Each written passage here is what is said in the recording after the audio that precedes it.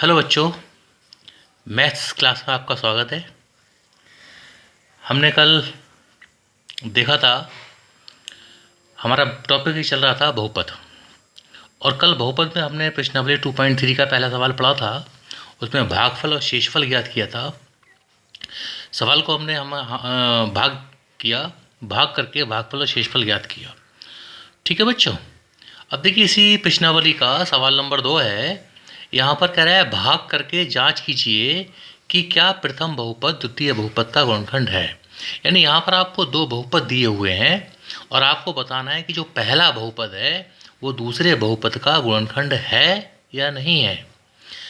तो अगर दो बहुपद हमको दे रखे हैं और उनमें आपको बताना है कि एक बहुपद दूसरे का गुणनखंड है या नहीं है, तो हम कैसे बताएंगे। तो देखिए बच्चों, अगर एक बहुपद दूसरे बहुपद का गुणनखंड है तो वो कब होगा, जब हम भाग करें। यानी एक बहुपद से दूसरे बहुपद को भाग करें और भाग करने पर शेषफल 0 मिल जाए, तब क्या होगा, तब एक बहुपद दूसरे बहुपद का गुणनखंड होगा। ठीक है। यहाँ देखिए, सवाल यहाँ लिखा हुआ है मैंने, यहाँ पर लिखा हुआ है t² - 3, ये पहला बहुपद है, प्रथम बहुपद है। और दूसरा दिया हुआ है 2t⁴ + 3t³ - 2t² -90 - 12। ठीक है। तो ये दिया हुआ यहाँ पर आपको बताना है, यहाँ पर पूछ रहा है कि जो पहला बहुपद है वो दूसरे बहुपद का गुणनखंड है। तो ये पहला बहुपद दूसरे बहुपद का गुणनखंड है या नहीं है, ये आपको बताना है। तो क्या करेंगे, आप पहले बहुपद से दूसरे बहुपद को भाग करेंगे, जैसे हमने पहले सवाल में भाग किया था कल। ठीक है। तो आइए हम भाग करते हैं। यहाँ भाग करेंगे और भाग करने के बाद जो शेषफल आएगा वह 0 आएगा। तो अगर शेषफल 0 आएगा तो आप बता देंगे कि पहला बहुपद दूसरे बहुपद का गुणनखंड है। ठीक है। तो भाग करने का तरीका आपको पता है, भाग पहले भी हम कर चुके हैं पहले सवाल में। यहाँ पर मैंने रफ कार्य लिखा हुआ है, भाग करने का तरीका जो है वो हम यहाँ करते रहेंगे। तो भाग कैसे करेंगे आप यहाँ भी एक बार देख लेंगे। ये जो पहला पद है, इस पहले पद से भाग कीजिएगा। यानी 2t⁴/t² से भाग करेंगे तो ये t की घात 2 है, t की घात 4 है, t की घात 2 कट जाएगा तो 2 बचेगा, और t की घात 2 से t की घात 2 कैंसिल होंगे तो t की घात 2 बचेंगे। यानी यहाँ पर जो आप लिखेंगे भागफल में कितना आएगा, 2t²। अब 2t² से इन दोनों का आप मल्टीप्लाई करेंगे, 2t² का मल्टीप्लाई t² से करेंगे और -3 से करेंगे। इन दोनों की गुणा आप यहाँ लिख देंगे। तो 2t² का मल्टीप्लाई t² से करेंगे तो कितना होगा, 2t⁴। देखिए, जितनी घात आएगी उस घात को उसी घात वाले पद के नीचे लिखना है, समान घात को समान घात के पद के नीचे लिखना है। अब -3 का मल्टीप्लाई 2t² से करेंगे तो -6t² होगा।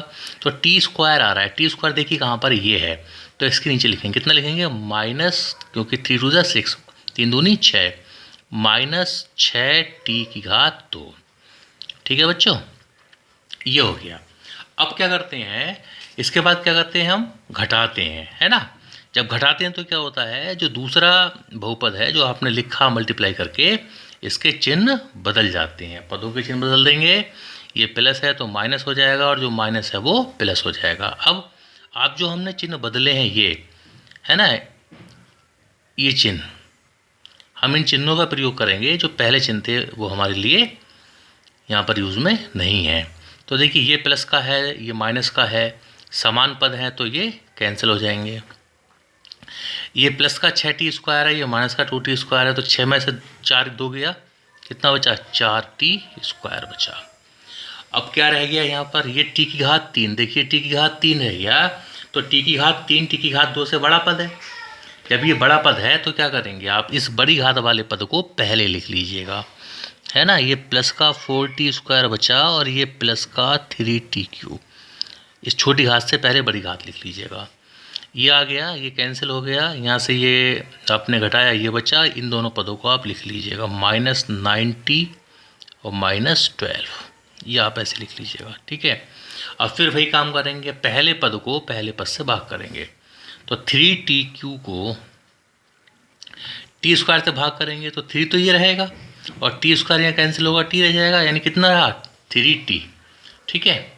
तो 3t, यहाँ कितना लिखेंगे आप 3t, प्लस का है तो प्लस का लिखेंगे और माइनस का है तो माइनस का लिखेंगे। अब इस प्लस का 3t का मल्टीप्लाई टी स्क्वायर से करेंगे और माइनस 3 से करेंगे, तो 3t का मल्टीप्लाई टी स्क्वायर से करेंगे कितना आएगा 3t3, 3t का मल्टीप्लाई टी स्क्वायर से करेंगे 3t3 आएगा 3, और टी स्क्वायर का मल्टीप्लाई टी से, 2 घात ये 1 घात ये, कितनी घात हो गई 3, तो ये कितना हो जाएगा 3t की घात 3, तो 3t3। ठीक, अब -3 से करेंगे तो -3 का मल्टीप्लाई 3 से कितना होगा -9t।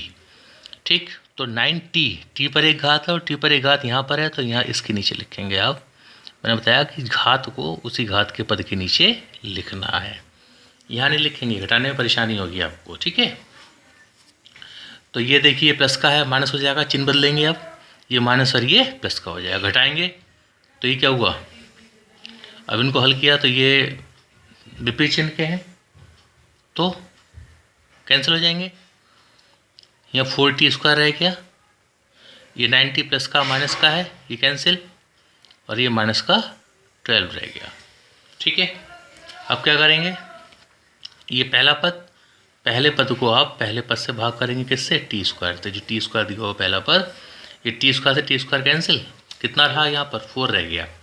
जब ये 4 रह गया तो इस 4 को आप यहाँ लिखेंगे भागफल के स्थान पर प्लस का 4, अब प्लस 4 का मल्टीप्लाई दोनों से करेंगे, 4 का स्क्वायर t² से 4t², और 4 का मल्टीप्लाई -3 से तो माइनस का 12। ठीक, चिन्ह बदलेंगे, ये माइनस हो जाएगा और ये प्लस हो जाएगा, घटाओगे तो ये इससे कैंसिल और ये कैंसिल, क्या रह गया 0, शेषफल कितना आ गया 0। और वही हमने आपको बताया था कि अगर हम पहले बहुपद से दूसरे बहुपद को भाग करें और भाग करने पर शेषफल 0 मिल जाए तो क्या होता है, तो पहला बहुपद दूसरे बहुपद का गुणनखंड होता है। तो यहाँ पर आप देखिए शेषफल कितना आया, शेषफल आया 0, है ना। जब 0 आ गया तो आप लिखेंगे प्रथम बहुपद